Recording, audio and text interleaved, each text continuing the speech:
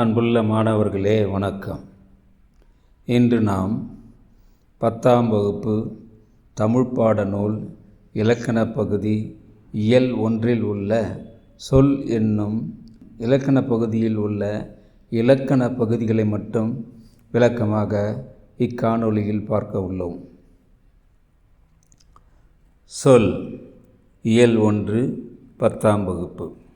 இக்காணொளியில் சொல் என்றால் என்ன, மூவகை மொழிகள் என்பன எவை, தொழிற்பெயர் என்றால் என்ன, தொழிற்பெயர் வகைகள், வினையால் அணையும் பெயர் என்றால் என்ன முதலியவற்றை பற்றி விளக்கமாக நாம் பார்க்க உள்ளோம். முதலில் சொல் என்றால் என்ன? ஓர் எழுத்து தனித்தோ பல எழுத்துக்கள் சேர்ந்தோ பொருள் தரும் வகையில் அமைவது சொல்லாகும். அதாவது ஒரு சொல் என்பது ஒரு எழுத்தால் ஆகியிருக்கலாம் அல்லது ஒன்றுக்கு மேற்பட்ட பல எழுத்துக்களால் ஆனதாக இருக்கலாம். ஆனால் அந்த சொல் ஒரு பொருளை தந்தால் அதைத்தான் சொல் என்று சொல்வார்கள். சான்றை பாருங்கள். பூ மலர்ந்தது. இங்கு பூ என்பது ஒரு சொல், மலர்ந்தது என்பது ஒரு சொல். அவ்வாறே மாடு புல் தின்றது. இங்கு மாடு என்பது ஒரு சொல், புல் என்பது ஒரு சொல், தின்றது என்பது ஒரு சொல். இவ்வாறு சொற்கள் ஒன்றோ அல்லது பல எழுத்துக்களோ சேர்ந்து அமையும். ஆனால் அந்த சொல் ஒரு பொருளை தருவதாக இருக்கும். பொருளை தரவில்லை என்றால் அதை நாம் சொல் என்று சொல்லக்கூடாது. பூ ஓர் எழுத்தாலான ஒரு சொல், மலர்ந்தது 6 எழுத்துக்களாலான ஒரு சொல், மாடு 2 எழுத்துக்களால் ஆன ஒரு சொல், தின்றது 4 எழுத்துக்களால் ஆன ஒரு சொல். இவ்வாறு ஒரு எழுத்தோ அல்லது ஒன்றுக்கு மேற்பட்ட எழுத்துக்களோ வந்து ஒரு சொல் என்பது அமையும். அது ஒரு பொருளை தரும் என்பதை கவனத்தில் கொள்க. சொல் என்பது 2 திணைகளையும் 5 பால்களையும் குறிப்பதாக இருக்கும். அதாவது ஒரு சொல்லை எடுத்துக்கொண்டால் அது உயர்திணையா அல்லது அக்ரிணையா என்பது தெரியும். மேலும் 5 பால்களில் ஏதேனும் ஒரு பாலை கொண்டதாக அந்த சொல் இருக்கும். மூவகை இடங்களிலும் வரும். தன்மை, முன்னிலை, படர்க்கை என்று சொல்லக்கூடிய 3 இடங்களில் ஒன்றை சார்ந்ததாக அந்த சொல் இருக்கும். உலக வழக்கிலும் செய்யுள் வழக்கிலும் வரும். அதாவது உலக வழக்கு என்பது பேச்சு வழக்கு, நாம் அன்றாட வாழ்க்கையில் பயன்படுத்துகின்ற பேச்சுக்களில் இருக்கின்ற சொற்கள். செய்யுள் வழக்கு என்பது கவிதை நடையிலும் செய்யுளிலும் வருகின்ற சொற்கள். எனவே இந்த சொல் என்பது உலக வழக்கிலும் இருக்கக்கூடிய சொல்லாக இருக்கலாம் அல்லது செய்யுள் வழக்கில் வழங்கக்கூடிய சொல்லாகவும் இருக்கலாம். மேலும் வெளிப்படையாகவும் குறிப்பாகவும் இந்த சொல் என்பது பொருளை தரும். வெளிப்படையாக என்றால் வெளிப்படையாக சொல்லுக்குரிய பொருளை தருவதை வெளிப்படை என்பது. குறிப்பு என்பது குறிப்பாக ஒரு பொருளுக்கு ஒரு சொல்லுக்குரிய பொருளை தரும். பாருங்கள், இந்த சான்றுகளை பாருங்கள். பூ மலர்ந்தது. இங்கே வெளிப்படையாக பூ என்பது இருக்கிறது, மலர்ந்தது என்பது இருக்கிறது. மாடுகள் புல் தின்றன. மாடுகள் புல் தின்றன, இது வெளிப்படையான பொருளை தருகிறது. மகப்பேறு மருத்துவமனையில் 5 சேர்க்கப்பட்டனர்.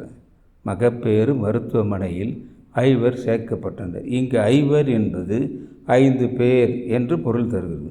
ஆனால் 5 பேர் என்பது ஆணாகவும் இருக்கலாம், பெண்ணாகவும் இருக்கலாம். எனவே மகப்பேறு மருத்துவமனையில் 5 பேர் சேர்க்கப்பட்டனர் என்று சொல்லும்போது இங்கு 5 என்பது 5 பெண்களைத்தான் குறிப்பிடுகின்றன என்பதை நாம் கவனத்தில் கொள்ள வேண்டும். எனவே இங்கு 5 என்பது ஆண்களை தவிர்த்து பெண்களை மட்டும் குறிப்பிடுகின்றது என்பதை நாம் உணர வேண்டும். இவ்வாறு குறிப்பாக உணர்த்துவதைத்தான் குறிப்பாக சொல் பொருளை உணர்த்தும் என்று சொல்கிறார்கள்.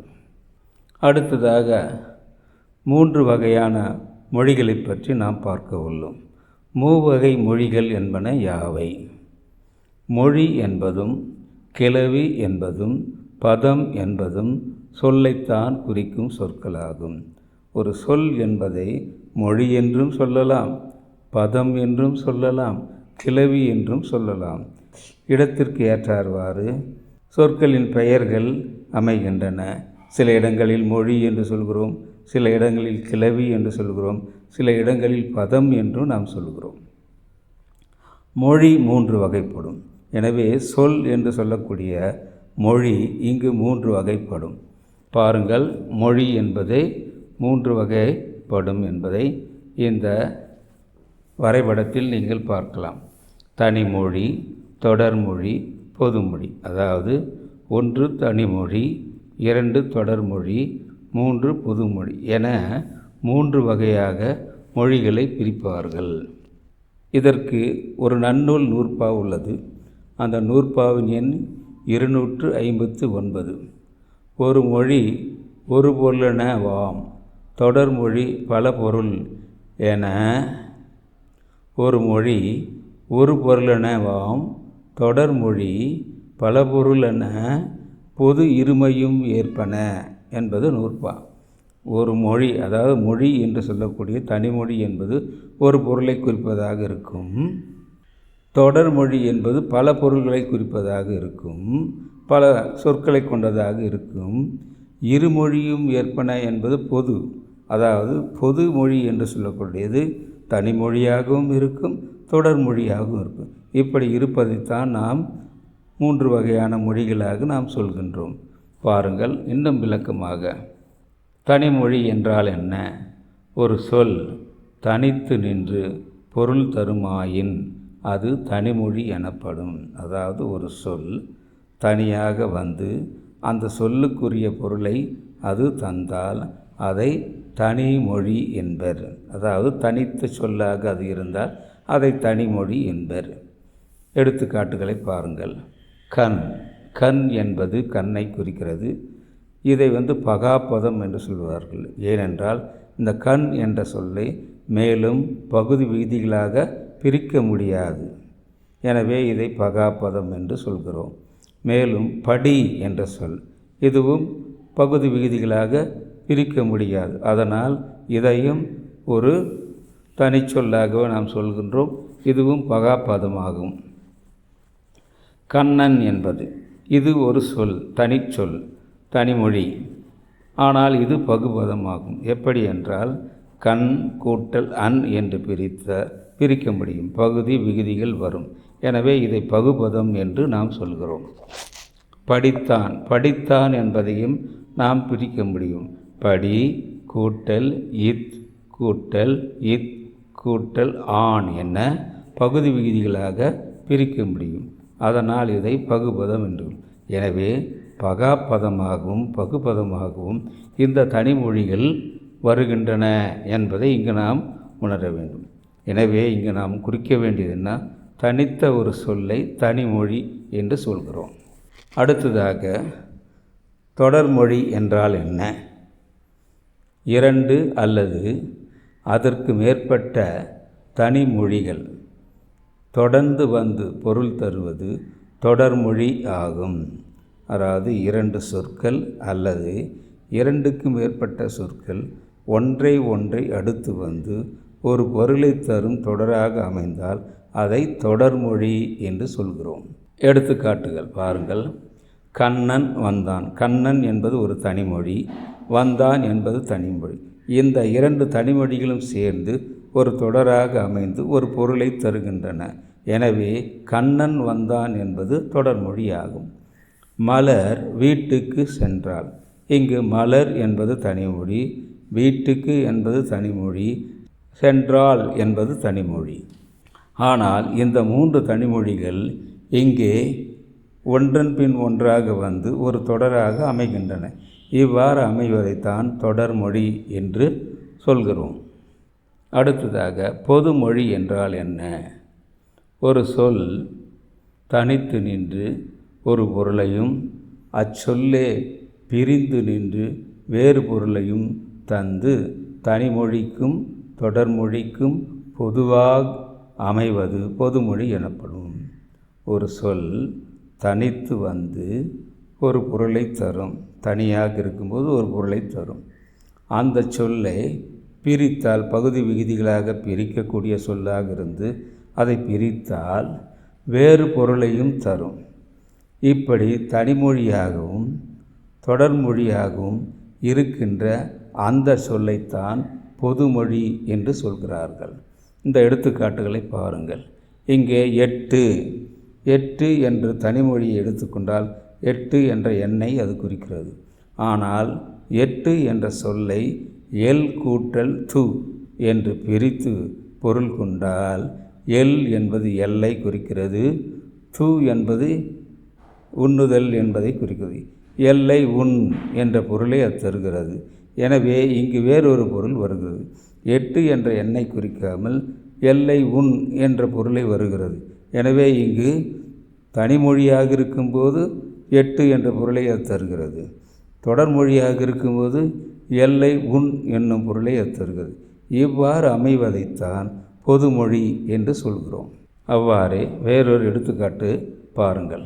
வேங்கை தனித்து நிற்கும்போது வேங்கை என்பது வேங்கை மரத்தை குறிக்கிறது. வேம் கூட்டல் கை என்னும் தொடர் மொழியாக பிரிந்து நின்றபோது வேகின்ற கை என பொருள் தருகிறது. அதாவது வேங்கை என்பது தனித்து வரும்போது வேங்கை மரத்தை குறிக்கிறது. வேம் கூட்டல் கை என்று பிரித்து பார்க்கும்போது வேகின்ற கை என்னும் பொருளை அது தருகிறது. இப்போ வேகின்ற கை என்பது வேங்கை மரத்தை குறிக்காமல் வேறொரு பொருளை குறிக்கிறது. இப்படி தனித்து நிற்கும்போது ஒரு பொருளையும் அதாவது தனி மொழியாக இருக்கும்போது ஒரு பொருளையும் பிரிந்து நிற்கும்போது ஒரு பொருளையும் அதாவது பிரித்து பார்க்கும்போது வேறொரு பொருளையும் தந்தால் அதைத்தான் பொதுமொழி என்று நாம் அழைக்கிறோம். அடுத்ததாக தொழிற்பெயர் என்றால் என்ன? தொழிற்பெயர் என்றால் என்ன? ஒரு வினை அல்லது செயலை குறிக்கும் பெயரானது தொழிற்பெயர் எனப்படும். அதாவது ஒரு வினையை குறிக்கலாம் அல்லது ஒரு செயலை குறிக்கலாம், ஒரு வேலையை அல்லது பணியை அது குறிப்பதாக இருக்கலாம். அதைத்தான் நாம் தொழிற்பெயர் என்று சொல்கிறோம்.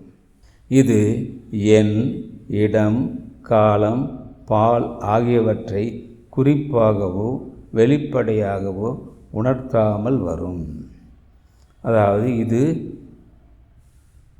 எந்த எண் ஒருமையா பன்மையா சொல்ல முடியாது. இடம் 3 இடங்களில் ஒரு இடத்தை சொல்ல முடியாது. காலத்தை காட்டாது, பாலை காட்டாது. இப்படியாக இந்த தொழிற்பெயர்கள் அமையும் என்று சொல்கிறார்கள். அடுத்ததாக இந்த எடுத்துக்காட்டுகளை பாருங்கள். ஈதல் என்றால் கொடுத்தல் என்று பொருள். நடத்தல் என்றால் நடந்து செல்லுதல் என்று பொருள். எனவே இங்கு ஈதல் என்பதில் எந்த பாலும் இல்லை, எந்த காலமும் இல்லை, எண்ணி ஒருமை பன்மை என்பது எதுவும் இல்லை. அதே போல் நடத்தல் என்ற சொல்லிலும் எண்ணும் இல்லை, இடமும் இல்லை, காலமும் இல்லை, பாலும் இல்லை. இவ்வாறு தான் இந்த தொழிற்பெயர்கள் அமையும். அடுத்து விகுதி பெற்ற தொழிற்பெயர் என்றால் என்ன? வினையடியுடன் விகுதி சேர்வதால் உருவாகும் தொழிற்பெயர் விகுதி பெற்ற தொழிற்பெயர் ஆகும். அதாவது வினை அடியுடன் வினைச்சொல்லின் அடிச்சொல், அந்த அடிச்சொல்லுடன் விகுதி ஒன்று சேர்ந்து உருவாகும் ஒரு சொல், அதான் தொழிற்பெயர் என்று நாம் சொல்கிறோம். அதாவது வினையடி கூட்டல் விகுதி இருக்கும் இங்கே. இப்படி உருவாகின்ற சொல்லைத்தான் விகுதி பெற்ற தொழிற்பெயர் என்று சொல்கிறோம். அடுத்ததாக இந்த எடுத்துக்காட்டுகளை பாருங்கள். இங்கு நட என்பது வினையடி, வினைச்சொல்லின் அடிச்சொல். அது தல் என்னும் விகுதியை பெற்றால் நடத்தல் என்ற தொழிற்பெயர் உருவாகிறது. அவ்வாறே வாழ் என்னும் வினைச்சொல் வினையடி கை என்னும் விகுதியை பெற்றால் வாழ்க்கை என்னும் தொழிற்பெயர் உருவாகிறது. மேலும் ஆள் என்னும் வினையடி சொல் அல் என்னும் விகுதியை பெற்றால் ஆளல் ஆளுதல் என்ற பொருளில் வருகின்ற ஆளல் என்னும் தொழிற்பெயர் உருவாகிறது. எனவே ஒரு வினையடியுடன் அதற்கேற்ற விகுதி வந்து சேரும்போது தொழிற்பெயர் உருவாகிறது. இப்படி உருவாகின்ற தொழிற்பெயரைத்தான் விகுதி பெற்ற தொழிற்பெயர் என்று நாம் சொல்கிறோம். ஒரே வினையடி பல விகுதிகளையும் பெற்று வரும். அதாவது ஒரு வினையடி சொல் பல விகுதிகளையும் பெற்று தொழிற்பெயராக அமைவதும் உண்டு. பாருங்கள். வினையடியுடன் விகுதி சேர்வதால் உருவாகும் தொழிற்பெயர் விகுதி பெற்ற தொழிற்பெயர் என்பதை நாம் முன்னரே பார்த்தோம். இந்த விகுதி பெற்ற தொழிற்பெயர்கள் பல விகுதிகளும் வரலாம், வேறு வேறு விகுதிகளும் வந்து அமையலாம். பாருங்கள், இந்த எடுத்துக்காட்டை பாருங்கள். நட என்ற வினையடி சொல்லுடன் ஐ என்னும் விகுதி சேர்ந்தால் நடை என்ற தொழிற்பெயர் உருவாகிறது. அதே நட என்னும் வினையடியுடன் தல் என்னும் விகுதி சேர்ந்தால் நடத்தல் என்ற தொழிற்பெயர் உருவாகிறது. இவ்வாறு ஒரு வினையடியுடன் ஒன்று அல்லது ஒன்றுக்கு மேற்பட்ட விகுதிகளும் வருவதுண்டு. வந்தால் அவை வெவ்வேறு தொழிற்பெயர்களாக அமைகின்றன. அடுத்ததாக எதிர்மறை தொழிற்பெயர் என்றால் என்ன? எதிர்மறை என்றால் எதிர்மறை பொருளை தருகின்ற தொழிற்பெயர். எதிர்மறை பொருளில் வருவது இந்த எதிர்மறை தொழிற்பெயர்கள் ஆகும். பாருங்கள், எடுத்துக்காட்டுகள். நடவாமை, நடவாமை இதுவும் எதிர்மறை பொருளை தருகிறது. கொல்லாமை, உயிர்களை கொல்லாமை, இதுவும் எதிர்மறை பொருளை தருகிறது.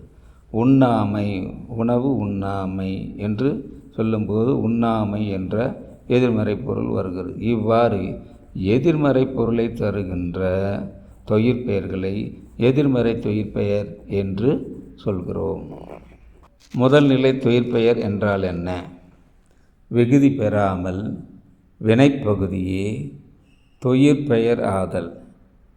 அப்படி ஆனால் அதை முதல் நிலை தொழிற்பெயர் ஆகும். இங்கு வினைப்பகுதி, வினைச்சொல் என்று எடுத்துக்கொண்டால் அதில் பகுதி விகுதி என்று நாம் பிரிக்கிறோம் அல்லவா? அதில் பகுதியைத்தான் முதல் நிலை என்று சொல்கிறோம். பகுதி என்றும் சொல்லலாம், முதல் நிலை என்று ஏனென்றால் பகுதி என்பது சொல்லின் முதலில் வருவதால் அதை பகுதி முதல் நிலை என்று நாம் சொல்கிறோம். அதனால்தான் இங்கு முதல் நிலை தொழிற்பெயர் என்பது அந்த வினையடியைத்தான் அது குறிக்கிறது. இந்த வினையடியே சில இடங்களில் வினையடியாகவும் வரும், சில இடங்கள் பெயராகவும் வரும், தொழிற்பெயராகவும் வரும். அதைத்தான் விகுதி பெறாமல் முதல் நிலை மட்டும் வருகின்ற தொழிற்பெயர் என்று நாம் சொல்கிறோம். அதை சுருக்கமாக சொல்ல வேண்டும் என்றால் முதல் நிலை தொழிற்பெயர் என்று நாம் சொல்லிவிடுகிறோம். இந்த எடுத்துக்காட்டுகளை பாருங்கள். தட்டு, தட்டு என்பது வேர்ச்சொல், வினையடி. ஆனால் அவனை பார்த்து ஒரு தட்டு தட்டினான் என்று சொல்லும்போது அங்கு தட்டு என்றது பெயர் சொல்லாக வருகிறது. அவனை பார்த்து ஒரு தட்டு தட்டினான் என்று சொல்லும்போது அங்கு தட்டு என்ற சொல் பெயர் சொல்லாக, அதாவது தொழிற்பெயராக வருகிறது. அவ்வாறே உரை, உரை என்பது வினையடி.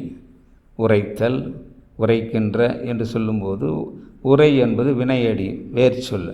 அந்த உரை என்பதே ஒரு தொடரில் அமையும்போது அவர் இன்று சிறப்பான உரையாற்றினார், அவர் இன்று சிறப்பாக உரையாற்றினார் என்று சொல்லும்போது இங்கு உரை என்பது உரைத்தல் என்ற பொருளில் வருவதனால அந்த உரை என்பது இதே பெயராக வருகிறது. இங்கு விகுதியும் வரவில்லை. அடுத்து அடி. அவனுக்கு நன்றாக அடி விழுந்தது என்று சொல்லும்போது அவனுக்கு நன்றாக, அவனுக்கு அடிபட்டது. அடித்தல் என்பதில் அடி என்று சொல்லும்போது இங்கு அந்த அடி என்பது பெயர் சொல்லாக வந்தது. அவனுக்கு அடிபட்டது என்று சொல்லும். இவ்வாறு தான் தொழிற்பெயர்கள் விகுதி பெறாமல் வினையை அடி என்று சொல்லக்கூடிய பகுதியையே தொழிற்பெயராக கொண்டு வரும். அதைத்தான் முதல் நிலை தொழிற்பெயர் என்று நாம் சொல்கிறோம். எனவே இந்த இடத்தில் வினையடியே, வினைச்சொல்லின் வேர்ச்சொல்லே தொழிற்பெயராக வரும். அதைத்தான் முதல் நிலை தொழிற்பெயர் என்று நாம் சொல்கிறோம். அடுத்ததாக முதல் நிலை திரிந்த தொழிற்பெயர் என்றால் என்ன? முதல் நிலை திரிந்த தொழிற்பெயர் என்றால் என்ன? இங்கு முதல் நிலை என்று சொல்லக்கூடிய வினைச்சொல்லின் பகுதி, அதாவது அடிச்சொல்லே திரிந்து வரும். அதைத்தான் முதல் நிலை திரிந்த தொழிற்பெயர் என்று சொல்கிறோம். விகுதி பெறாமல் முதல் நிலை திரிந்து வரும் தொழிற்பெயர் முதல் நிலை திரிந்த தொழிற்பெயர் ஆகும். விகுதியை பெற்றிருக்காமல் முதல் நிலையே திரிந்து வரும், மாறுபட்டு வரும். அப்படி வருகின்ற தொழிற்பெயர்களை முதல் நிலை திரிந்த தொழிற்பெயர்கள் என்று சொல்கிறார். இந்த எடுத்துக்காட்டுகளை பாருங்கள். பேரு, பேரு என்பதனுடைய வேர்ச்சொல் பெரு என்பது தான். ஆனால் அந்த பெரு என்ற வினையடி பேரு என்று நீண்டு வரும்போது அது தொழிற்பெயராக மாறிவிடுகிறது. எனவே இங்கு குறில் நெடிலாக மாறியது. பேரு பெரு என்ற பே என்ற குறில் பே என்னும் நெடிலாக மாறுவதனால, அது திரிவதனால இங்கு ஒரு தொழிற்பெயர் உருவாகிறது. அதைத்தான் முதல் நிலை திரிந்த தொழிற்பெயர் என்று சொல்கிறோம். முதல் நிலை என்றால் பகுதியே திரிந்து வரும். அதைத்தான் முதல் நிலை திரிந்த தொழிற்பெயர் என்று நாம் சொல்கிறோம். அடுத்த எடுத்துக்காட்டுகளை பாருங்கள். கெடுதல், இது ஒரு தொழிற்பெயர் தான். ஆனால் அதனுடைய முதல் நிலை கெடு என்பது. இந்த கெடு என்பதே வேறொரு தொழிற்பெயராக மாறும்போது கேடு என வரும். கெடுதல் என்றாலும் தொழிற்பெயர் தான், கேடு என்றாலும் தொழிற்பெயர் தான். அவ்வாறே சுடுதல் என்பது ஒரு தொழிற்பெயர். அது அதனுடைய முதல் நிலை அல்லது பகுதி வேர்ச்சொல் என்பது சுடு என்பது. இந்த சுடு என்பது சூடு என்று வரும்போது முதல் நிலை திரிந்து, அதாவது அந்த சு என்ற குறில் எழுத்து சு என்ற நெடில் எழுத்தாக திரிந்து வருவதனால் அது முதல் நிலை திரிந்த தொழிற்பெயர் என்று சொல்கிறோம். இவ்வாறு தான் முதல் நிலை தொழிற்பெயர்கள் திரிந்தும் வருகின்றன, திரியாமலும் வருகின்றன. திரியாமல் வந்தால் அதன் முதல் நிலை தொழிற்பெயர் என்று சொல்கிறோம். திரிந்து வந்தால் முதல் நிலை திரிந்த தொழிற்பெயர் என்று நாம் சொல்கிறோம் என்பதை நாம் கவனத்தில் கொள்ள வேண்டும். இறுதியாக வினையால் அணையும் பெயர் என்றால் என்ன என்பதை பற்றி நாம் விளக்கமாக பார்க்க உள்ளோம். ஒரு வினைமுற்று பெயரின் தன்மையை அடைந்து வேற்றுமை உருவு ஏற்றும் ஏற்காமலும் வேறொரு பயனிலையை கொண்டு முடிவது வினையால் அணையும் பெயர் எனப்படும். அதாவது ஒரு வினைமுற்று சொல் பெயரின் தன்மையை அடையும். ஒரு வினைமுற்ற சொல்லாக இருக்கும், ஆனால் அது பெயராக மாறிவிடும். பெயரின் தன்மையை அடைந்து வேற்றுமை உருவுகளை ஏற்றும் வரும், ஏற்காமலும் வரும். வேற்றுமை உருவுகளை ஏற்றும் வரும், ஏற்காமலும் வந்து வேறொரு பயனிலையை இன்னொரு பயனிலையை கொண்டு அந்த வினைச்சொல் முடியும். இதைத்தான் வினையால் அணையும் பெயர் என்று சொல்கிறோம். அது தன்மை, முன்னிலை, படர்க்கை ஆகிய 3 இடங்களிலும் 3 காலங்களிலும் வரும்.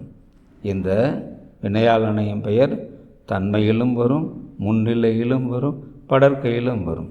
அவ்வாறே 3 காலங்களிலும் வரும். இறந்த காலம், நிகழ்காலம், எதிர்காலம் என்று சொல்லக்கூடிய 3 காலங்களிலும் வரும். இந்த எடுத்துக்காட்டுகளை பாருங்கள். வந்தவர் அவர்தான். வந்தான் என்றால் வினைமுற்று.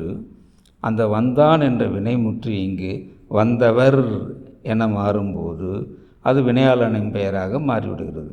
வந்தான் என்று வினைமுற்று வந்தவர் என்று சொல்லும்போது வந்த அவர் என்ற பொருளை அது தருகிறது. எனவே அங்கு வந்தவர் என்பது வினையால் அணையும் பெயராக மாறிவிடுகிறது. அவர்தான் என்ற பயனிலையை கொண்டு அந்த வினையால் அணையும் பெயர் இங்கே முடிகிறது. அடுத்தது பாருங்கள். பொறுத்தார் பூமி ஆழ்வார். பொறுத்தார், அவர் தன் துன்பங்களை எல்லாம் பொறுத்து கொண்டார் என்று சொல்லும்போது அவர் பொறுத்தார் என்று சொல்லும்போது வினை முற்றாக இருக்கிறது. அந்த பொறுத்தார் பூமி ஆழ்வார் என்ற இன்னொரு தொடராக வரும்போது இங்கே பொறுத்தவர் அப்படின்ற பொருளை அது தருகிறது. பொறுத்தார் என்பது பொறுத்தவர் என்ற பொருளில் வரும்போது அது வினையால் அணையும் பெயராக மாறிவிடுகிறது. இவ்வாறு வினையால் அணையும் பெயர் வந்து அது பூமி ஆழ்வார் என்ற பயனிலையை கொண்டு அது முடிகிறது. எனவே இங்கு வந்தார் என்பது வந்தவர் என்று பொதுவாக வரும். வந்தார் என்றும் வரலாம் சில இடங்களில். பொறுத்தார் என்று பொறுத்தவர் என்று சில பொதுவாக வரும். இக்காலத்தில் பெருவழக்காக அப்படிதான் வருகின்றன. ஆனால் செய்யுளில் மற்ற பகுதிகளிலும் அவ்வாறே வரலாம். ஆனால் அது பெயரின் தன்மையை உணர்த்துவதாக இருந்தால், பெயரின் தன்மையை கொண்டு இருந்தால், வேற்றுமை உருவுகளை ஏற்று வந்தால் அது நாம் வினையால் அணையும் பெயர் என்று சொல்கிறோம். இங்கே பாருங்கள், பொறுத்தவரை நான் பார்த்தேன் அப்படின்னு சொன்னால் பொறுத்தவர் ஐ என்ற வேற்றுமை உருவு அங்கு வருகிறது. அந்த வேற்றுமை உருவில் ஏற்று வருகிறது பாருங்கள். பொறுத்தவர், பொறுத்தார், பொறுத்தாரை பார்த்தேன். இங்கு பொறுத்தார், பொறுத்தாரை பார்த்தேன் என்று சொல்லும்போது பொறுத்தார் என்பது வினைமுற்று. ஆனால் அந்த வேற்றுமை உருவு ஏற்று பொறுத்தாரை பார்த்தேன் என்று சொல்லும்போது வேற்றுமை உருவு ஏற்று வருகிறது. இப்படி அந்த வினையால் அணையும் பெயர் வினைமுற்றாக இருந்தாலும் பெயரின் தன்மையை பெற்று வேற்றுமை உருவுகளை ஏற்றும் ஏற்காமலும் வந்தால் அதை நாம் வினையால் அணையும் பெயர் என்று சொல்கிறோம். அடுத்ததாக இந்த தொழிற்பெயருக்கும் வினையால் அணையும் பெயருக்கும் உள்ள வேறுபாடுகளை பற்றி நாம் விளக்கமாக பார்க்க உள்ளோம். தொழிற்பெயர் வினை பெயர்த்தன்மையாகி வினையையே உணர்த்தி நிற்கும். அதாவது தொழிற்பெயரில் வினை சொல்லு அது பெயர் சொல்லாக மாறும். அப்படி மாறினாலும் கூட அது வினையையே உணர்த்தும்.